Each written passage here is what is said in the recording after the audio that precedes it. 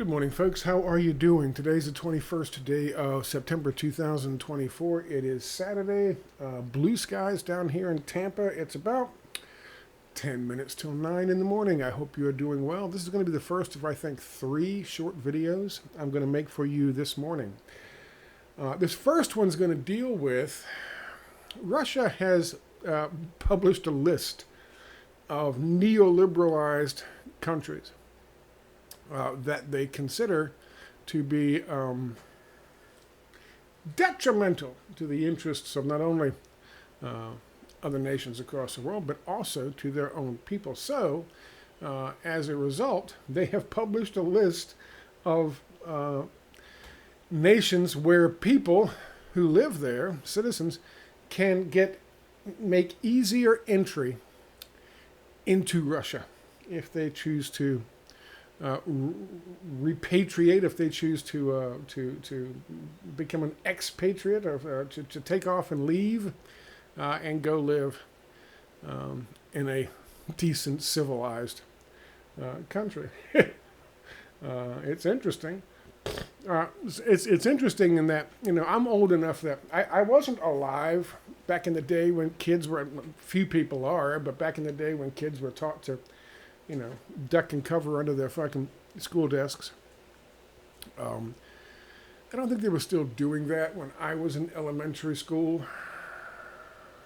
And Lynchburg wasn't really on the fucking list in terms of, potential targets for nuclear annihilation. However, it wasn't that long ago, and I do remember as a kid growing up being taught about the evil empire, the dreaded Soviets, even though they stood up against the fucking Nazis and beat them. They're still somehow the evil empire. But there you have that. So they published a list of 47 nations. And I thought it'd be interesting to compare that list to the list of states, nation states, that still refuse to recognize Palestine as a state. And just to make a comparison, just to see how many on one list are actually on the other list. And maybe draw some conclusions about why it is that there are still 50 states, 51 nation states, 50 states, who refuse to recognize Palestine as a state. Let's take a look and see what we have here. This is an article that's on my website. It started off with an article from RT, and then I, of course, added the following. And then when I made this list, I removed a couple of them. I think Sweden, Ireland, Mexico, and Spain that have since November 2023, when this list was originally compiled,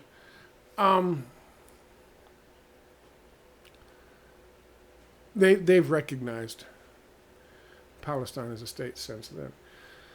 So anyway, here's the list. This is the article. Moscow's list of 47 countries whose destructive attitudes towards Russian values, whose destructive attitudes contradict Russian values, opening a path for their nationals to seek asylum in Russia were they to choose to. President Vladimir Putin signed the decree last month allowing foreigners who share Russia's traditional values and disagree with the neoliberal agenda pushed by their own governments to apply for residency. On Friday, Russian Prime Minister Mikhail Mishustin published the list of countries and territories that implement policies that impose destructive neoliberal ideological attitudes contradicting traditional Russian spiritual and moral ones. Russia has taken the high ground on us, and the basis for this is neoliberal economic ideology. By the way, that's the same as libertarianism. Just saying, for those of you out there, like Whitney Webb and others who haven't figured that out yet, it's true. The list posted on Russian government portal includes the following countries and territories: Australia, Austria, Albania, Andorra, Bahamas, Belgium, Bulgaria, the United Kingdom, Germany, Greece, Denmark, Ireland, Iceland, Spain, Italy, Canada, Cyprus, Latvia, Lithuania, Liechtenstein, Luxembourg, Malta, Micronesia, Monaco, the Netherlands, New Zealand, Norway, Poland, Portugal, South Korea, Romania, San Marino, North Macedonia, Singapore, the US, Taiwan, Ukraine, Finland, France, Croatia, Montenegro, the Czech Republic, Switzerland, Sweden, Estonia, and Japan. According to Putin's edict from August, the nationals of, quote, destructive neoliberal countries are eligible to seek temporary residence in Russia without having to satisfy the standard immigration requirements such as national quotas, Russian language proficiency, and knowledge of Russian history and law. Now, why do I tell you this to start off with? Why do I publish this to start off with? I publish this because it's interesting that you see what the criteria is. Savage capitalism. Savage capitalism is what has infected this country. Neoliberal economic ideology is what has infected this country.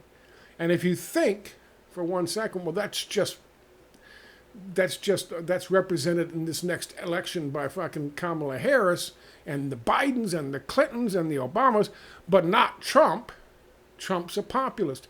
Trump's not a populist. He ran as a populist in 2016 and then apologized afterwards for not governing as a populist. He governed as a neoliberal. And if you think for a minute that that's going to change, then look at his transition plan, Project 2025. Literally titled his transition plan. Literally written up by people who were in his administration, not people he fired, but people who were in his administration throughout the whole time. People who then went into the private sector in 2021, some of which went to the was it Hoover Institute, whatever it was that wrote up the fucking his transition plan, Project 2025, in 2001. And they started laying out the plans for the next transition when Trump was going to win again and take over 4 years later, which is where we are now. It is pure neoliberal economic ideology, without a doubt. It's beyond what Augusto Pinochet slammed on the people's heads in fucking Chile in 1973. It is beyond what Yeltsin and the Harvard boys slammed on the people of the Soviet Union, on Russia. When they took over, they were empowered. It is crippling neoliberal economic ideology. And that's exactly what you can expect when Donald Trump takes office. We'll talk about Donald Trump in a video in the next few minutes. But that is exactly what is at the heart of the problem of Western culture, Western civilization, Western ideology, is that neoliberal economic ideology, the idea of putting corporations and government into bed with each other for the free markets, which obviously aren't free markets. It's crony capitalism, but it's also the largest corporations working inside government and government working for corporations, by corporations, and of corporations at the expense of the people. That, by the way, is what fucking Benito Mussolini described as fascism. So this could be, a list of the largest, most predominant, 47 most predominant fascist states in the world. Now, because of what's going on with Palestine and the fact that 146 nations now, or 144 nations now recognize that Palestine is of course a state, which it is already, I decided to look at that list, the list put out by Russia, of the most neoliberalized fucking nation states in the world, and compare that list to the ones that don't recognize Palestine. And oh my goodness, it's a lot of them. It's a lot of them. I counted up 31 of Russia's listed 47, which means 2/3 of that list do not recognize Palestine. 2/3. Because they are pressured by their masters of the universe, the neoliberal masters of the universe. The BlackRocks, the State Streets, the Vanguards, the Goldman Sachs, the Chases, the Citigroup, the financial institutions, Wall Street, and of course these mega fucking companies who all stand behind Israel's right to kill and maim and commit genocide in the name of their Zionist ambitions. They will not recognize what is obvious, what Israel themselves recognized in June of 1967. That Palestine is already a state. A Palestinian state already exists. It's like saying, it's like denying gravity. It's like denying Canada as a state, or Mexico as a state, or the United States as a state. That's like if Mexico decided they were going to annex and start chopping up pieces of the United States and calling it their own. After 10 years of fucking global propaganda and cash payouts, the world stopped recognizing the United States of America as a state. Oh, well, is it a state? I don't know. Is there a two-state solution with Mexico, or is it a one-state solution? Everything goes to Mexico. That's how ridiculous this is. Because even Israel recognized in June of 1967 that Palestine is a state. Golda Meir referred to the state of Palestine. If you look at this list of countries that are on both lists, you'll notice something interesting. There are a number of them, of the 51, because there are 195 official states, supposedly, I guess, and 144 of them recognize Palestine. If my math isn't off, then I'm pretty close to this list of 151, which, by the way, came from a reputable source. There are links here to it someplace. Here's the list of countries that do not recognize Palestine as a state, and of course this is the list from RT of the Russians. Here's something interesting. I'm going to read you the list of the ones who were not mentioned. Who are not mentioned on the Russian list: Moldova, Slovenia, Panama, Trinidad and Tobago, Barbados, Jamaica, Myanmar, Armenia, Fiji, Kiribati, Nauru, Samoa, Solomon Islands, Marshall Islands, Palau, Tuvalu, I guess that's how you pronounce it. I'm sorry to the people in Tuvalu if I mess that up. Tonga, Cameroon, and Eritrea. These are nations that are certainly neoliberalized. They are certainly in the Western sphere of economic ideology. They're just not large enough to have made it to this list from Russia. They're not powerful enough to be considered destructive neoliberal countries, only because they don't have the fucking power. Trinidad and Tobago, are they destructive? They follow a destructive economic ideology, and you might suggest maybe they're destructive because they won't recognize that something called gravity. They won't recognize that something as important as recognizing Palestinian statehood, which has existed prior to Israel's statehood, but certainly according to the June 1967 Accord. When 144 other nations obviously recognize it. So they could be on this list were they to be powerful enough, which means, in my opinion, that almost every single one of the nations on this list of countries that won't recognize Palestine as a state do so because of the what? Destructive attitudes imposed by neoliberalized countries. Attitudes that force nation states to deny the existence of even gravity,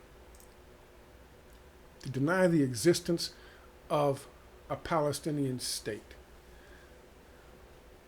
The larger that number becomes of states that recognize Palestine, the quicker we bring this whole thing to an end. If the United States, Israel, and England and whatever, and Palau were the only four left to deny Palestinian statehood, then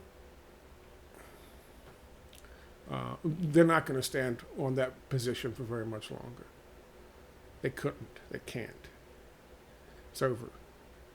And the only reason that those nation states that I listed, the only reason that they still deny this obvious fact is because of the influence, the dangerous influence of neoliberal economic ideology. Neoliberal economic ideology which rises above common sense, logic, reason, compassion, empathy, and international law. Just to give you an idea of how detrimental neoliberal economic ideology is. I also bring this up because this is something you hear me talk about all the time. And ever since I've been, when I first started writing and doing stuff like this in 2005 and 2007 when I started my website, I focused on neoliberal economic ideology and how detrimental it is to our fucking culture. How detrimental it is to humanity to start with. How detrimental it is to our evolution, societal, cultural, economic, and even biological. How detrimental neoliberal economic ideology is. And it's not just me who recognizes it. I mean, I'm just quoting authors, writers, researchers, statesmen. And of course now, Russia puts it right out there for you. Now, of course, I'll be considered a Russian fucking agent for doing this, but not really. Because even the fucking IMF, and I wrote about this 10 years ago, even the fucking IMF finally admitted just how detrimental, how poisonous neoliberal economic ideology is to the world. So I wanted to share that with you, and I'll make a couple more videos, and I'll talk to you tomorrow. Thanks.